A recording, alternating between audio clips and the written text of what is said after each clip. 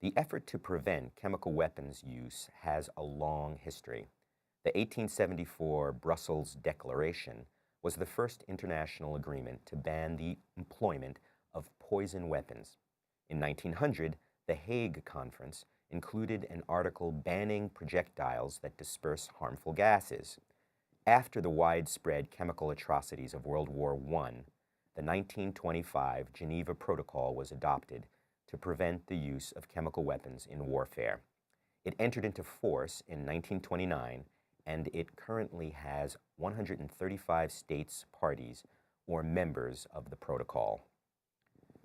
Although the Geneva Protocol has been in effect for almost 100 years, it still provides a basis for the UN Secretary-General to conduct investigations into allegations of the use of chemical and biological weapons. It also provides a basis for imposing sanctions against states parties that violate the protocol. Negotiations for a chemical and biological weapons convention began in the late 1960s, leading to the creation of the Biological and Toxin Weapons Convention in 1972. The BWC includes a condition that a chemical weapons convention be negotiated. However, negotiations aiming to develop a convention to ban chemical weapons stalled for many years. After the widespread use of chemical weapons during the 1980 to 1988 Iran-Iraq War, the international community recognized the need for a renewed effort to completely prohibit chemical weapons. The CWC opened for signature in 1993 and entered into force in 1997. The Organization for the Prohibition of Chemical Weapons, OPCW, is the implementing organization for the CWC, and it is located in The Hague. The treaty has near universal participation with 190 states parties. The CWC has several important provisions, including prohibition of production and use of chemical weapons, destruction of chemical weapons production facilities, or monitored conversion to other functions, destruction of all chemical weapons, including chemical weapons abandoned outside the territory of state parties, assistance between state parties and the OPCW in the case of use of chemical weapons, an OPCW inspection regime for the production of chemicals that might be converted to chemical weapons, and international cooperation in the peaceful use of chemistry. The CWC is a non-discriminatory treaty, meaning that all members must destroy chemical weapons stocks if they possess them, and all members are obligated to not develop or use chemical weapons.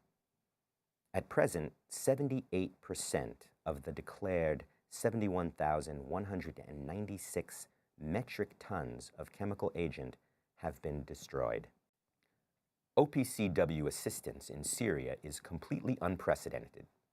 Never has such a process been undertaken in a war zone, and never has the OPCW had a mandate to help disarm a country while it was still a non-member state. Before joining the CWC in 2013, Syria promised to declare all chemical weapons stockpiles and then cooperate with the OPCW to destroy them by mid-2014. Teams of chemical experts and inspectors from the United Nations and the OPCW arrived in Syria in October and began work to secure more than 20 CW-related sites throughout the country. The CWC has a strict verification regime to ensure compliance with the treaty. States parties are required to submit annual declarations of their activities, which are verified through facility inspections conducted by the OPCW. If one state party suspects that another is not meeting obligations, it can request short notice challenge inspections be conducted. However, a challenge inspection has never been requested. The CWC has a mechanism to hinder the proliferation of chemical weapons, without hindering the development of peaceful chemical industries. The OPCW maintains a regime for classifying chemicals. These schedules guide the establishment of appropriate controls on their export and ensure that dangerous chemicals are not distributed more than they should be. Schedule 1 includes chemicals that have few or no uses other than as chemical weapons or to make chemical weapons. They are the most highly regulated of all the listed chemicals. Schedule 2 includes chemicals that could be used as weapons or to make weapons, but that also have legitimate small-scale uses. These chemicals are regulated to some extent. Schedule 3 includes chemicals that have large-scale uses other than weapons and are mostly monitored but not regulated. Each schedule is divided into Part A, which includes chemical weapons agents, and Part B, which includes precursors to the chemical weapons agents. For example, methylphosphoryl difluoride, DF, is a precursor to sarin. It is on Schedule 1B. It is listed under Schedule 1 because it has almost no use other than for synthesizing chemical weapons agents, and it is a precursor. Hydrogen cyanide is on Schedule 3A. It is widely used industrial chemical that can also be used as a chemical weapon agent.